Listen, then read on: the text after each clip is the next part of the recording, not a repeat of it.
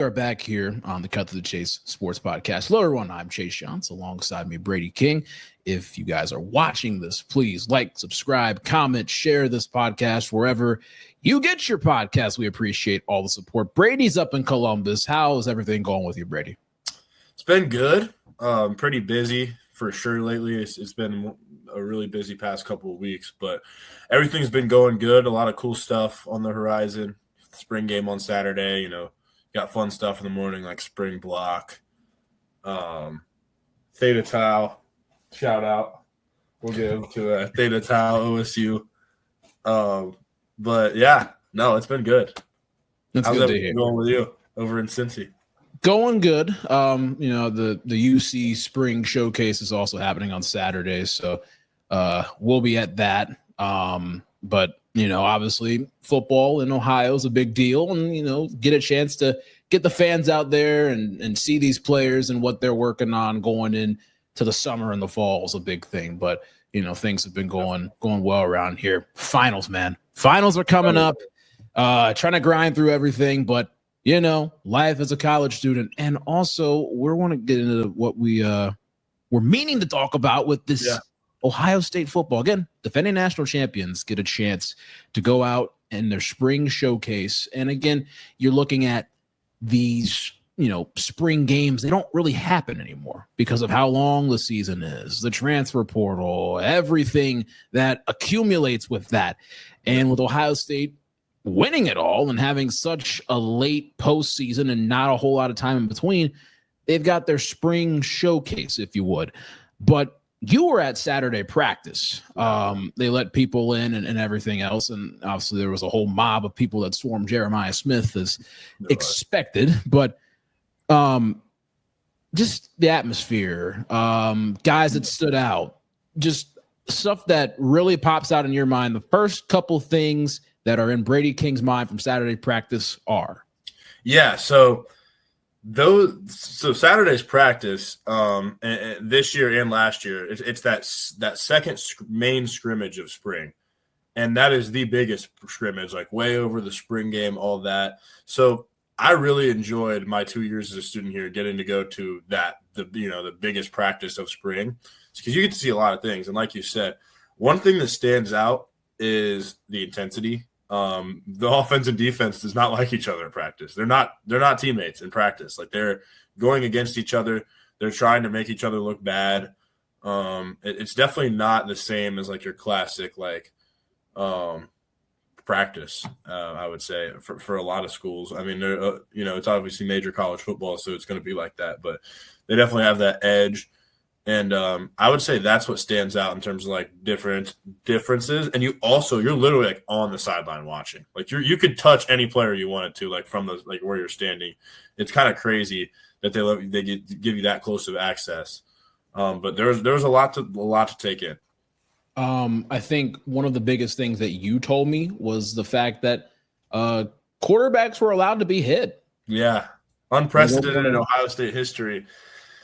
Ryan has taken a different approach this offseason than he has in the past because, one, this is the second QB competition where none of the quarterbacks have really played much meaningful snaps in the last decade, even for Ohio State. Most of the time, they at least have some experience. Lincoln, I don't even count that Missouri game. They were so unprepared. The coaching staff did such a horrendous job leading up to that game that he had no chance. But this is like the CJ Stroud, Jack Miller, Kyle McCord battle. But they didn't go live in spring because it was COVID. So it was that was kind of like the no word was touching people, like really hitting in practice back then. But man, it was physical. And one particular quarterback got hit really hard a couple times when trying to make plays. And it definitely looked like it stung. And that particular quarterback was the presumed favorite, Julian Sayin, taking some big hits in practice. In your eyes, which quarterback do you think really stood out the most out of any of them? Yeah, so I went in hearing that Lincoln had probably slightly outperformed Julian in the first scrimmage, which was not the past Saturday, but the one before. Mm-hmm. and I went in, and I would say at the beginning they were both pretty even, and then Lincoln was the better one. There was almost no question by the end. I wouldn't say anyone really blew people out of the water because the defense was just so good, and I do think we have the best secondary in college football by a decent margin. So it just was difficult for those guys. They're going against a defense better than any defense they'll go against most likely in games this year. But Lincoln, once he found his rhythm, once the quarterbacks went live, Lincoln was the one that just didn't seem really – I would say Julian seemed a little bit shook by the pressure. And to be honest, Tavian was getting pressured every single snap because he was with our third string O line is not as good as our third string D line. I'll say that. So they were getting whooped. So Tavian was having to make a lot of plays where he's scrambling to his right and trying to fire across the middle of the field when he was just going against Urbana High School. So it's like you make that change to where you're going against a bunch of high recruits that are from all the best high schools in the country, like Miles Lockhart, Jason Moore, all these guys who he was going against in there. Man, it was tough. But Lincoln, when they went live and you're tackling, he wasn't really fading away from pressure. He delivered – there's two throws in particular that Lincoln had that were like just big time. One of them was like a post across the middle of the field where it was more of a window type of post than like a over the top type of post. It was where he had to throw it in between some guys, and he threw the ball on a line to Brandon Ennis, and there was a safety behind Brandon. And he threw it to where Brandon can catch it and brace himself before he gets hit, and it was just a perfect throw for like a 30-yard gain, almost on a line. So that was big. And then he rips a 50-yard bomb down the right sideline to Carnell Tate for a touchdown against Devin Sanchez, who is a generational corner prospect coming out of high school. So those two particular throws, he also led the most touchdown drives, and that's something. It means something. But then again, it wasn't perfect. I'm not going to say like Lincoln was shredding it apart and like just could not miss, because there were so many plays where there wasn't really a receiver necessarily open. And don't get me wrong, our receivers created some separation plenty of times. Like they're good, but whenever you take Jeremiah Smith out of the equation and like let's say like it's Mylan Graham who's just going to be a stud, but Jermaine Matthews has him on lock on a play, and then Caleb Downs takes away Max Clare, and then you just kind of have to force a ball somewhere on someone's outside shoulder and it just gets broken up. And so that was what Lincoln was messing up a lot. Julian's mess ups were more so, I'll say this, and this is kind of concerning, though he can fix it. He does that Kyle McCord back foot garbage, where like when the pressure is starting to come, he starts to lean on his back foot and try to. He did that one, and there's times where his arm and his release is so good where he gets away with it sometimes, and will like there'll be a ton of pressure, then he throws off his back foot with his little quick release across the middle of the field for a completion. But then there was another time where he tried to throw a corner off his back foot, and Jermaine Matthews intercepted it, and then the defense goes crazy. They're running the Julian. Julian had to run a lap around the facility for throwing the pick. Yeah. But overall, I mean, it's those two guys in the battle. Tavian isn't in it yet because they need to get him acclimated to college football first. It's just kind of like – but I will say, I do believe truly that Tavian St. Clair has the best arm out of all three of them. Like, I think he has a better arm than Julian Sayin. His release isn't quite as – like, Julian Sayin has one of the quickest releases I've ever seen. But, like, downfield stuff, like, Tavian can just – he can throw it. It looks nice coming out of his hand down the field. But, honestly, all three of these guys – like, Lincoln can throw the ball and has a good – like, it looks pretty when it comes out of his hand. And he's also a really good athlete. So, this is a battle that's going to go into fall. Bottom line, they're all three Ohio State quarterbacks. Right. They're pretty damn good, you know? Exactly. And one other thing before we move on to the next, talk about the practices, I think if Aaron Nolan would have stayed, he would have had a good shot at this battle. Because Julian's not – especially because Julian is starting to, not fall. I'm not saying Julian's gotten worse. He just has been a little inconsistent to where the guys behind him, Lincoln, Air – because Air was up there with definitely where Lincoln was in the depth chart. Yeah, could be pressing him for that job. 100%. And the thing is, nowadays, with quarterbacks, you've seen so many quarterbacks work on off-platform throws and awkward positions, whether it it's getting out of the pocket, rolling to your left, and having to throw across your body, which is also a cardinal sin normally. But you have some guys that do that nowadays that can get away with it off the back foot. Lots of pressure in your face, off to the side, everything that, thrown in different spots. So it's interesting to see how, if Julian Saint's able to progress with that, he's able to fix those mechanics. Maybe he's able to polish some of that stuff, throwing off his back foot here and there. But it's going to be intriguing to see as, the season doesn't start until the end of August when it comes to regular season football. But I want to see with the skill position group, we obviously know the receivers, Jeremiah Smith, Carnell Tate, Brandon Ennis. There's so much talent that is over there. I'm forgetting names, but at the same time, the running back room is definitely going to be different with two running backs and Henderson and Judkins going to the draft. What you say about James Peoples? Yeah, I mean, like you said, it's losing. I don't think we've ever lost two running backs of that caliber in 1 year. So it's going to be interesting replacing those two guys. But as he said, James Peoples, I think, has everything you want to be a really good running back in college. He's got that J.K. Dobbins build, that shorter, stocky build where he's just going to break tackles and make cuts.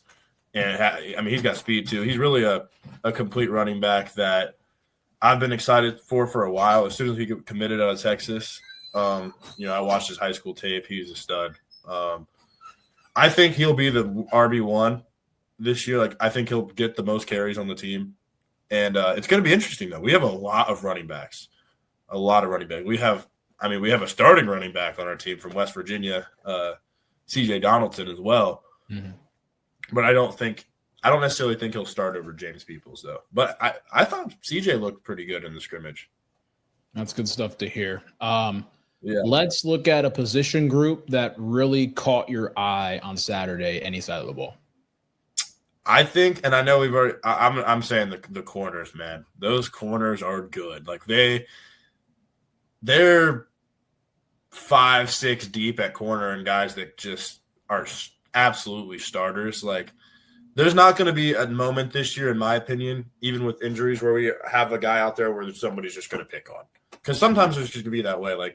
D1, major college football is extremely difficult. And even guys that were really good in high school sometimes will have issues adjusting and stuff. There's been Ohio State corners like that. Even Garyon Conley, when he came on here, admitted that in 2014 when he had to come against Michigan State, they picked on him. Mm-hmm. But first off, IGB, really good player. If he doesn't hold, he's pretty much locked down. You can't think of any times he gives up a touchdown. Yeah. Jermaine, to me, I'll call it right now. I think he's the first corner off the board next year. I think loves football. He's extremely competitive. He's got a lot going on in his. He'll talk. He's a wild dude. He's physical and he's got ball skills. He's got just about everything you need as a corner, and I think he's a stud. So you got those two.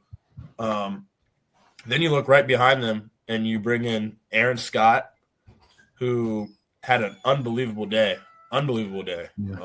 Maybe the best out of every corner. A lot of buzz. And last week, it was he had Jeremiah Smith not flustered, but there was a couple reps where he was right with Jeremiah, and he had a true pass breakup on him. Then he had one where Jeremiah caught that was just kind of ridiculous. Julian honestly threw a perfect back shoulder. Jeremiah just kind of grabs it with the one hand and juggles into his hand, and nothing Aaron could do about that. But just even the plays where they weren't targeting him, you could just see the coverage was there, and he was playing coverage on Jeremiah, Carnell Tate. I think he'll get a ton of plays, a ton of snaps. He could find his way into a starting role if they move those corners around, depending on how it is. Devin Sanchez is going to be a stud. The freshman, he's 6'3", prototypical. Man. He's probably going to be the best of all of them when it's said and done. He'll be a Derek Stingley, Jeff Okuda, Pat Surtain, Sauce Gardner level of prospect, in my opinion, when he comes out. He's just kind of a can't miss. Then you got Bryce West, who looked amazing in the nickel. Then you got, guys that are even – Lorenzo Styles Jr. might start. You never know in the nickel. Those 6 guys, along with when you get into depth with Miles Lockhart and guys like that, you've got the best cornerback group in the country.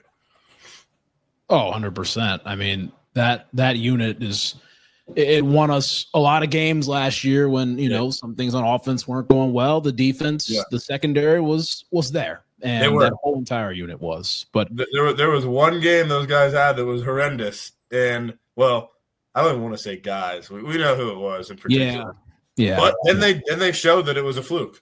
Exactly. So everything was all, it was all justified and stuff once we were able to win the Natty, and they played such a big part. And I want to ask, what unit do you have the most questions about? I'll say this.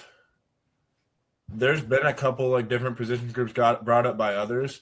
Mine is definitely quarterback, straight up. Although I liked what I saw from Lincoln, I don't think there's a guy on the roster right now that looks as good as Will Howard did. And I'm not expecting them to and all that, but I still think you got to have a good quarterback to win the Natty in today's day and age. I think you could get away with it a little bit.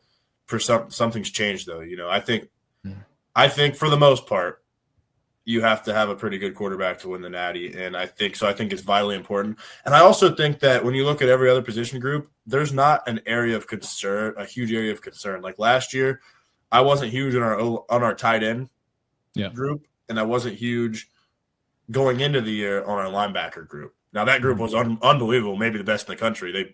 Because I didn't know how Sonny would play that position. He was great. I mean, Cody Simon had been kind of a backup for years. Then he becomes maybe the best middle linebacker in the country.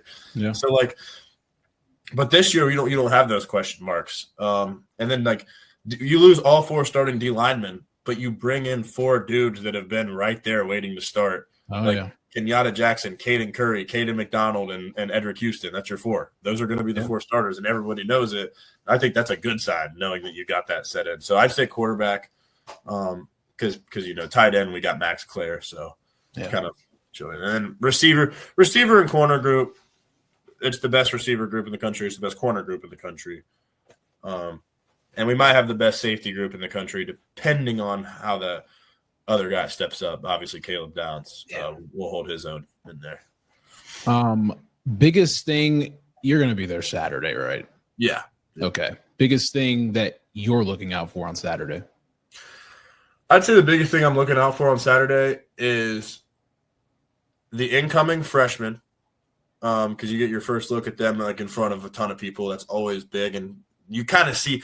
To me, I think it's big. I think you see the guys that are going to end up being good because they flash their freshman year. And then again, the quarterback battle because of the stage. I mean, we're going to have, I would say, 70,000 plus people there. We had 80K last year. I know that team was going to be a God squad, so everybody wanted to go. But now we're also the defending national champions, so that's going to keep the attendance up. So you can see anywhere between 70,000, 80,000. So I'm excited to see. I think it'll be a little windy, so we'll see how the quarterbacks can throw in that. And it's going to be an interesting chapter in that development. And then another position battle I'm really looking at is, and I kind of mentioned it, is the second safety spot. So obviously Caleb Downs isn't going to have to battle for his spot. Fun fact, Caleb Downs might be one of the only players in college football history that never started out with the 2s. He actually, Nick Saban put him with the 1s the first day of spring practice his freshman year. Wow, even Jeremiah Smith wasn't. They had Jaden Ballard starting over him, but yeah, no, I'm excited to see if Jalen McClain is an option there. I think he's going to be really good. He started a game against Nebraska last year, and then Malik Hartford. He started against Michigan in 2023. I don't want to talk about the play where he could have easily intercepted the ball and didn't. Yeah. But he's a good player. He'll do good things. But yeah, no, I'm definitely excited for that battle in that spot. We'll end it with 2 more things. Who has the most to prove this Saturday? I would say Lincoln. Because if Lincoln does it a third time, 3 straight scrimmages beating out Julian, I think he should enter the fall as the favorite. Because right now, even though he's beat him out 2 scrimmages, I still don't think he's the favorite. I think Julian beat him enough last year leading up to it to where they count that. They're not just as much as they want to say it's just a this offseason thing. It's a whole. They still view when is Julian gonna start playing better than Lincoln like he did all season last year. Yeah. But if Lincoln does it 3 straight scrimmages, you're in the present, I think he should enter fall as the leader of the clubhouse. And the final thing that I was looking at, if you had to pick or predict your players, remember we did this 2 years ago. Yeah. I remember we all gave our picks and everything. Who would you say is your offensive and defensive MVP, even though it's not a game? It's just 2 people that you think on both sides of the ball that are going to really stand out. Yeah, so I'm going to go with Carnell Tate and Sonny Stutt. Nah, I'm playing. You guys go check that video. Shout out to Matt, man. But on offense, I'm going to go with Mylan Graham, 5-star receiver, 2024 class. Got overshadowed in hype. Usually a 5-star won't do that, but we had Jeremiah Smith coming in with them. So, but he's been cooking. I've had a couple DBs telling me that he's nice. He's not easy to guard at all. Defensively, I'm going to go –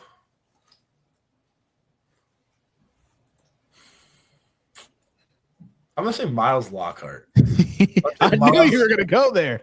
Miles is going to have a pick 6. I hope so, man. That'd be nice. I hope he does. Big Miles Lockhart fan here. Yeah, I was thinking between him, another guy that I could see having a big game, but he did last year, is Jalen McClain at safety. He had a pick 6 on Julian Sand. So that's going to be fun. And overall, the person I want to be MVP, if I'm being so honest, is Julian Sand. I still want Julian to win the job because of his potential throwing the ball. Yeah. Not that Lincoln doesn't have that. Lincoln can throw the ball just fine. He's a good thrower. Just, I want Jeremiah Smith to have like 2,000 yards. So whoever the quarterback is that gives him the best chance for 2K, get him in there. We'll see. He's got the ability to get 2K. Yeah, he's still good. So as long as he's getting JJ the ball, things are going pretty well. We'll be back here next week to discuss what the aftermath was. Did Brady get his picks right? I'm just playing host today. I got to cover the UC stuff, so it's going to be very interesting to see how that goes. But I'm guessing the MVP of that game is going to be Kai Stokes on defense for sure. Kai Stokes. And on offense, it's going to be the 3rd highest rated freshman receiver recruit they got. We'll go with that. I'll have to go back and look. I'll have to look at that too. Hopefully they got 3. They might have only got 2 sometimes. Who knows? Maybe Stanley Klein. But again. Oh, man. And I'm going to throw something out there. Next week when we discuss, what happened, we're gonna have Caden McDonald on here. That's a big drop. That's a big drop right there. K-Mac, everyone knows him. 98 energy, big energy guy, leader of the greatest goal line defense in college football history. Man, that's going to be exciting. And that was nearly a year ago from when we were all hanging out together. So, that was. Yes. Oh, that was a fun time. But that was. With that being said, it's Brady King in Columbus, Ohio. I'm Chase Younts here in Cincinnati, Ohio, and we will see you guys next time here on the Cut to the Chase